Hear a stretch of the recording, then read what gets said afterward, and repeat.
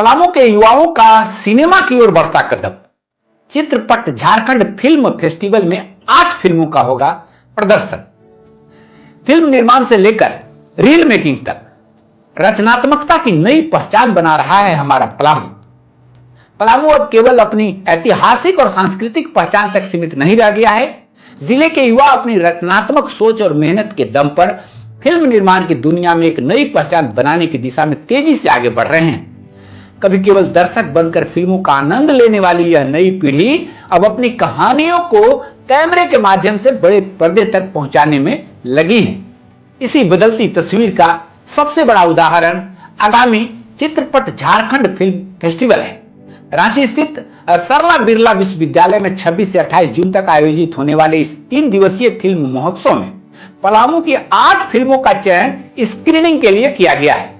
इनमें 6 शॉर्ट फिल्में और 2 डॉक्यूमेंट्री फिल्में शामिल हैं, जो जिले की बढ़ती रचनात्मक क्षमता और उभरती प्रतिभाओं की मजबूत झलक पेश करेंगी। फिल्म फेस्टिवल आयोजन समिति के सदस्य एनके सिंह ने सोशल मीडिया के माध्यम से चयनित फिल्मों की जानकारी साझा करते हुए बताया कि झारखंड में फिल्म निर्माण की अपार संभावनाएं मौजूद हैं। उन्होंने कहा कि इस महोत्सव का उद्देश्य युवाओं को सार्थक, सामाजिक और गुणवत्तापूर्ण सिनेमा के निर्माण के लिए प्रेरित करना है। उन्होंने जानकारी दी कि इस वर्ष राज्य भर से कुल 84 फिल्में प्राप्त हुई थी, जिनमें से 67 फिल्मों को प्रदर्शन के लिए चुना गया है। महोत्सव के दौरान फिल्मों की स्क्रीनिंग के साथ साथ पुरस्कार वितरण समारोह भी आयोजित किया जाएगा, जिसमें कई प्रतिष्ठित फिल्म हस्तियों के शामिल होने की संभावना है। पलामू से चयनित फिल्मों में मेलोडी थिएटर एंड फिल्म्स और भूमिका फिल्म्स की संयुक्त बैनर तले बनी मिसिंग डायरी और सिगरेट रहस्य प्रमुख है। इसके अलावा Parveen Tiwari films private limited की फिल्म माही, यंग स्टार ग्रुप की फिल्म दहाड़ और मासूम आर्ट ग्रुप की फिल्म जय मां काली भी इस महोत्सव का महत्वपूर्ण आकर्षण होंगी।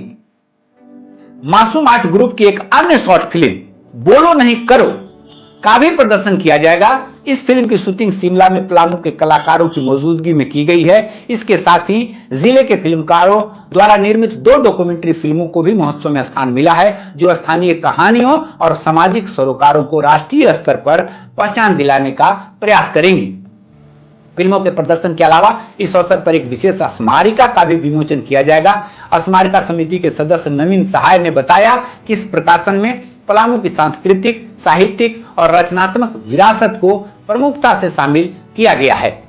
इस स्मारिका में रविशंकर पांडे, प्रभात मिश्रा सुमन, राणा अरुण सिंह सहित कई रचनाकारों की फिल्म विषयक रचनाएं प्रकाशित होंगी, जिससे पाठकों को पलामू के सृजनात्मक पक्ष को करीब से समझने का अवसर मिलेगा।